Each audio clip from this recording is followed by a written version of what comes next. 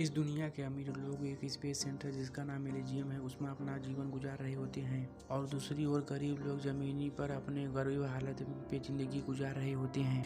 Elysium में सारे अमीर लोग अपनी आलीशान जिंदगी गुजार रहे होते हैं और गरीब लोग बेहद मुश्किल में होते हैं। एलिजियम में एक ऐसी मशीन थी जो किसी भी प्रकार की बीमारी को दूर कर सकती थी और यही नहीं, वह इंसानों के किसी भी बॉडी पार्ट को भी ग्रो कर सकती थी और उनकी उम्र को भी रोक सकती थी। यह मशीन एलिजियम के सारे लोगों के पास थी। ये पूरा स्पेस सेंटर एलिजियम के ऑनर ने बनाया था। अब हम एक छोटे बच्चे मैक्स को देखते हैं जो कि एक ख्वाब देखता है कि वह बड़ा होकर अपने दोस्त को लेकर एलिजियम में जाएगा और बड़ा होने पर वह चोरियां करने लगता है और पुलिस उसे पकड़ लेती है। मैक्स जमानत पे छूट जाता है और वह एक कंपनी में काम करने लगता है। यह कंपनी एलिजियम के ऑनर की होती है जो एलिजियम के लिए हथियार और रोबोट बनाता है। एक दिन मैक्स काम पे जाता है और पुलिस उसे स्कैन करती है और इस वक्त पुलिस वो मैक्स को बहुत मारती है।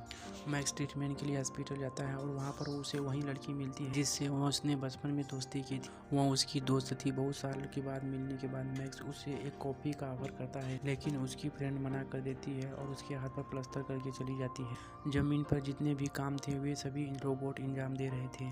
एलिजियम में गरीब लोगों को आने की इजाज़त नहीं थी और यदि कोई गलती से आ भी जाता तो उसे शूट कर दिया जाता था।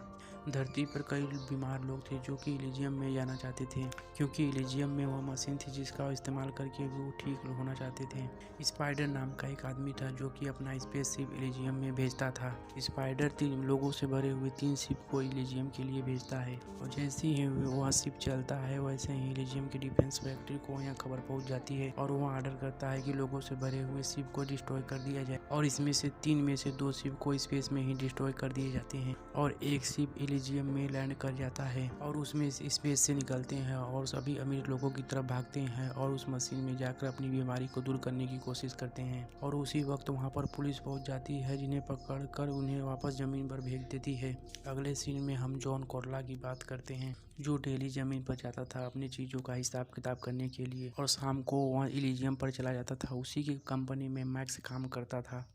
काम के दौरान ही चैम्बर का लेजर पॉइंटर लॉक हो जाता है तो उसे उसका मैनेजर ठीक करने के लिए भेजता है। मैक्स न चाहते हुए भी अंदर चला जाता है और अचानक से चैम्बर का दरवाज़ा अंदर से लॉक हो जाता है और रेडियो एक्टिव प्रोसेस चालू हो जाता है और मैक्स इस तरह पूरी तरह से रेडिएशन का शिकार हो जाता है। लोग बाहर से डोर को खोलने की कोशिश करते हैं और मैक्स को बाहर निकालते हैं और रोबोट हिस्से स्कैन करते हैं और बताते हैं कि मैक्स 5 दिन के अंदर मर जाएगा। मैक्स बहुत गंभीर हालत में घर जाता है और रास्ते में उसका एक मित्र मिलता है। उसका दोस्त बताता है कि वह एक बंदे को जानता है जो कि एलिजियम में जाता है। हम उस व्यक्ति का प्रयोग करके एलिजियम में जाएंगे और उस मशीन का प्रयोग करते हैं जो लोगों की बीमारी को दूर करने के लिए किया जाता है।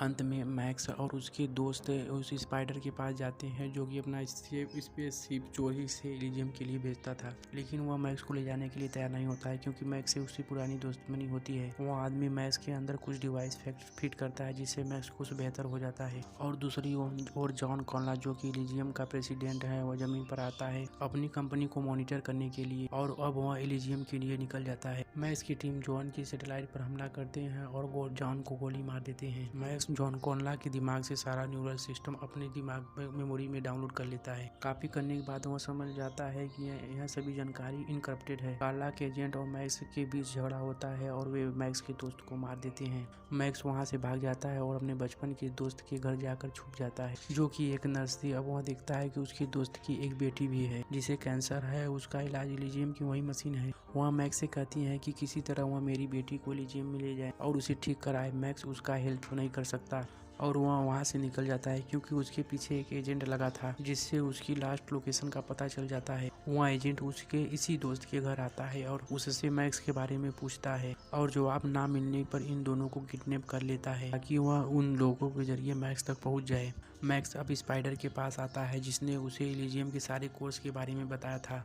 अब वह मैक्स के दिमाग को अपने कंप्यूटर के साथ कनेक्ट करके देखता है कि इस प्रोग्राम में अगर जमीन के सारे लोगों को जानकारी को डालकर एलिजियम में स्टार्ट किया जाए तो क्या जमीन के सारे लोग एलिजियम का हिस्सा बन सकते हैं। अब वह यह जानना चाहता था और जब यह सब जानने की कोशिश करता है तो उसे यह मालूम चलता है कि सैटेलाइट जाम हो गया था और अब ऐसा मुमकिन नहीं है। अब कोई भी प्रोग्राम अपडेट या अथवा डाउनलोड नहीं हो सकता और वह मैक्स की कोई हेल्प नहीं कर पाएगा और वह मैक्स को जाने के लिए कहता है। जॉन कॉर्ला की मौत की वजह से सभी सिग्नल डाउन हो गया है जिससे अब वह प्रोग्राम किसी काम का नहीं है।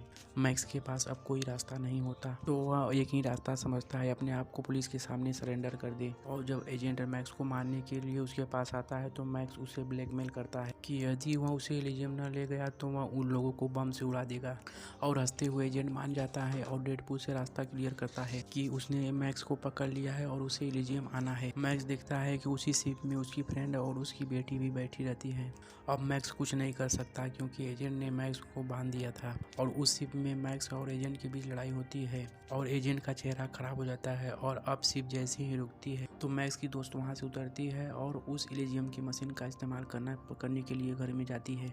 और मशीन नहीं काम नहीं करती क्योंकि वह मशीन एलिजियम के लोगों द्वारा ही प्रयोग की जा सकती है। वह एजेंट को लेकर आते हैं और मशीन में डालते हैं जिससे उस एजेंट का चेहरा ठीक हो जाता है। अब मैक्स और एजेंट का झगड़ा होता है जिसमें मैक्स एजेंट को मार डालता है। वह एजेंट को छत से गिरा देता है जिससे एजेंट की मौत हो जाती है। और दूसरी तरफ उसकी फ्रेंड अपनी बेटी को ठीक करने में कामयाब हो जाती है। अब एलिजियम से एक और शिप जाता है जमीन के लोगों को मेडिकल हेल्प देने के लिए और इसी तरह जमीन के लोगों की जिंदगी आसान हो जाती है।